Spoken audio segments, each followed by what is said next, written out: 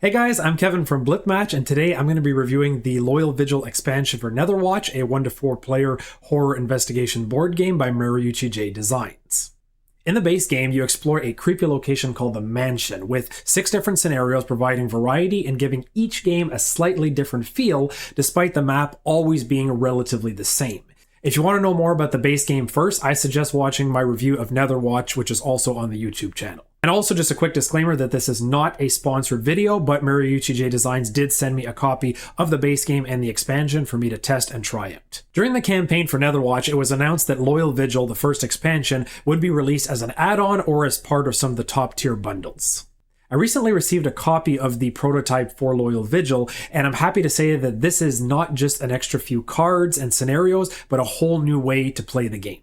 If you haven't already pledged to Netherwatch, I suggest having a look at their gamefound page because they are still accepting late pledges, and I will link that in the description. If you already have pledged for the base game but have not gone forward with the expansion yet, here's what you need to know about it. Loyal Vigil is an expansion to Netherwatch that relies on many of the assets of the base game to function. But if you're thinking this expansion is just a collection of extra cards to dress up your base game, you're in for a nice surprise as it takes you to a whole new location and introduces a whole new way to play the game.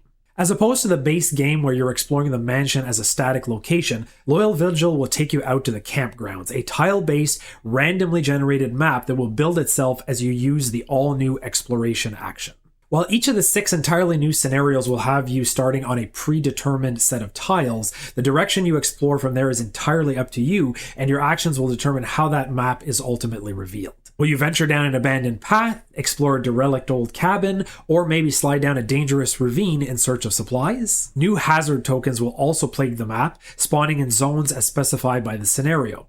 While some may be mildly beneficial, most will hinder you in some way, making navigating through the campground that much more treacherous. The worst part is, you don't know what it is until you're already on the tile and subject to its effects. Initially, I didn't know how I felt about the randomly generated map because I thought it might distract from the scenario objectives with players going off in random directions and doing their own thing. I soon realized, though, that players should actually be encouraged to explore on their own because it's entirely possible that a key area of the map that needs to be revealed to complete the scenario is at the very bottom of the tile stack. There's no better way to get to it than releasing the hounds, which I do mean literally. That brings us to the second major addition to this expansion, which is playable Canine agents. I like that instead of just adding extra agents with new passives, the developers went ahead and created a whole new type of agent that plays very differently. Sure, the Canine agents share some of the same mechanics as regular agents, like sanity, action points, and unique abilities, but they also have unique actions and restrictions that force you to adapt your playstyle. Now, all of this does come with additional complexity as opposed to an expansion that just adds content. Players who already have experience playing the base game should catch on fairly quickly, but will need to be reminded that certain actions are different or entirely new, especially if they're playing the Canine agents. The good news is, Canine agents are completely optional, so if players prefer to play with human agents like they're used to, scenarios are still fully playable and, in fact, always require at least one human agent.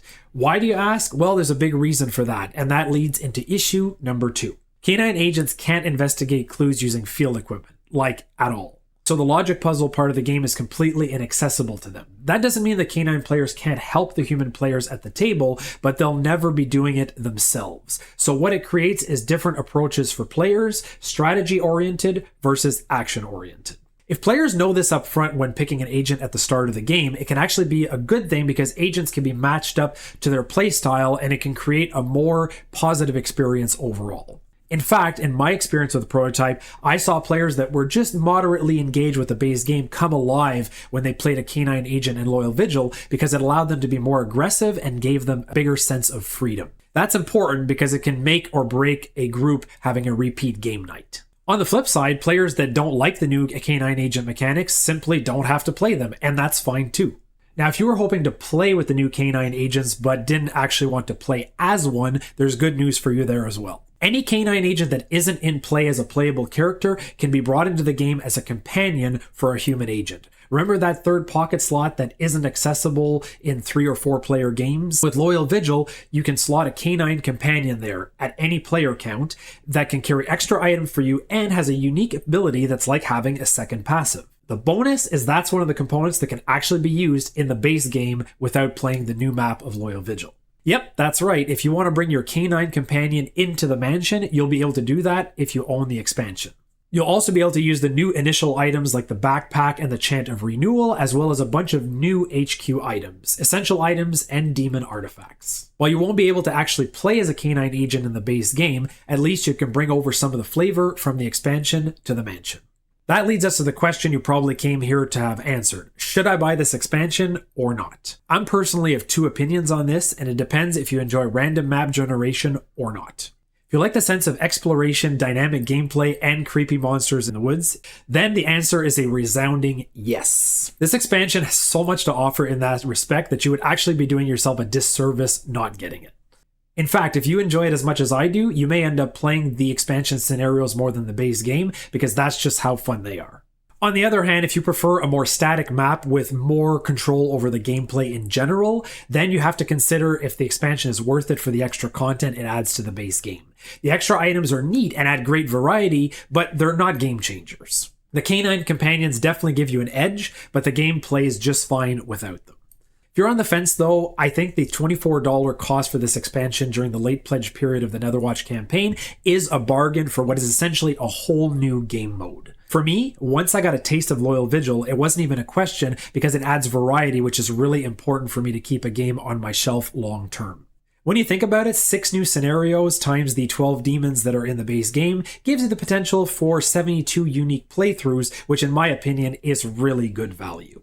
So hopefully this review gave you some good insight into the Loyal Vigil expansion for Netherwatch. If you're interested in seeing a playthrough, let me know in the comments, and if there's enough interest, I'll post one on the channel. Thanks for watching, and I'll see you next time.